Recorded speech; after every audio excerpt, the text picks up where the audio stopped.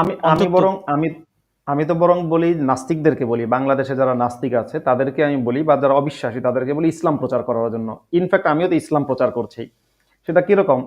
ধরুন, আজকে বাংলাদেশে যারা আছেন তাদেরকে, এবং ভারতেও যারা আছে তাদেরকে আমি বলবো যে পাড়ায় পাড়ায় একটা পাড়ায় পাড়ায় লাইব্রেরি তৈরি করা হোক।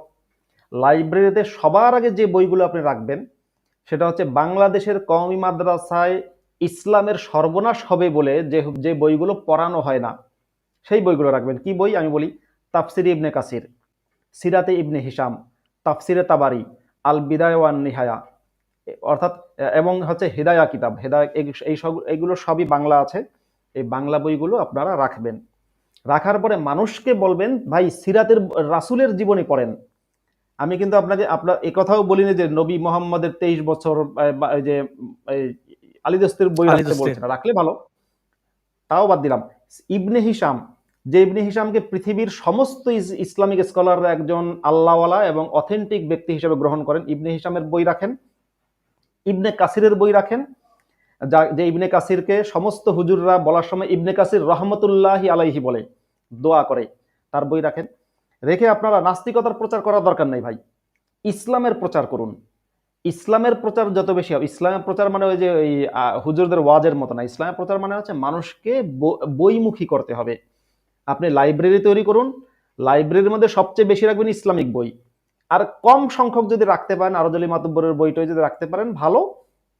কিন্তু সবচেয়ে বেশি পরিমাণে রাখবেন হচ্ছে মানে যে যে বইগুলো কওমি মাদ্রাসার সিলেবাসে নেই, এই জন্য নাই যেগুলো যদি কওমি মাদ্রাসার ছাত্ররা পড়ে তাহলে তারা নাস্তিক হওয়ার সম্ভাবনা আছে, কারণ ইসলামের আসল সত্যগুলো জেনে যাবে।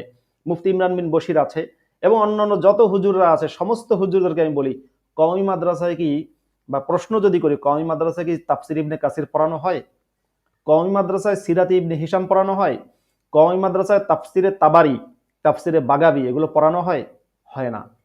কওমি মাদ্রাসায় আল বিদায়া ওয়ান নিহায়া পড়ানো হয় না, ইসলামের ইতিহাস। কেন পড়ানো হয় না রে ভাই? সবচেয়ে মানে ইসলামের তুলনামূলক কম অথেন্টিক বইগুলো, মানে যেগুলো অনেক পরবর্তী সময়ে লেখা, সেগুলো পড়ানো হচ্ছে। কিন্তু যেগুলো সবচেয়ে বেশি অথেন্টিক, যেগুলো ইসলামিক স্কলাররা সবাই এক বাক্যে স্বীকার করে, সেগুলোই পড়ানো হচ্ছে না। সেগুলোর মধ্যে পড়ানো হচ্ছে বোখারি, কিন্তু আমি বলছি মোহাম্মদের জীবনী কেন পড়ানো হয় না কওমি মাদ্রাসায়? তাফসির কেন পড়ানো হয় না? মানে শুধু জালালাইন আর ওই বাইজাবি দিয়ে তো কিছু হবে না। হুম। আসল যে সবচেয়ে বিস্তারিত এবং মানে অথেন্টিক তাফসিরের কিতাব কেন পড়ানো হয় না? সুতরাং আমি ওই যিনি প্রশ্ন করেছেন তাকে বলবো যে ভাই, নাস্তিকতার প্রচার করার কোনো দরকার নেই। আমি নিজে নাস্তিক হলেও নাস্তিকতার প্রচারও করি না, এবং ঠিক এই কারণে নাস্তিকতা নিয়ে কারোর সাথে আমি ডিবেট করতেও রাজি না। কারণ আমি তো ইসলাম প্রচারক। সত্যি কথা, আমি একজন ইসলাম প্রচারক। প চয়কার চা র ক, প্রচারক। আবার যদি প্রচারক বলেন তাও হতে পারে। আমি ইসলাম প্রচারক হিসেবে, ইসলাম হচ্ছে আমার সাবজেক্ট। সুতরাং আপনারা যেখানে আছেন সবাই ভাই মানুষকে ঘন ঘন শুধু এই ইসলামের বই পড়তে বলেন, তাফসির পড়তে বলেন, কোরআনের তাফসির পড়ুক মুসলমানরা, নিজে পড়ুক, খুব ভালো হবে।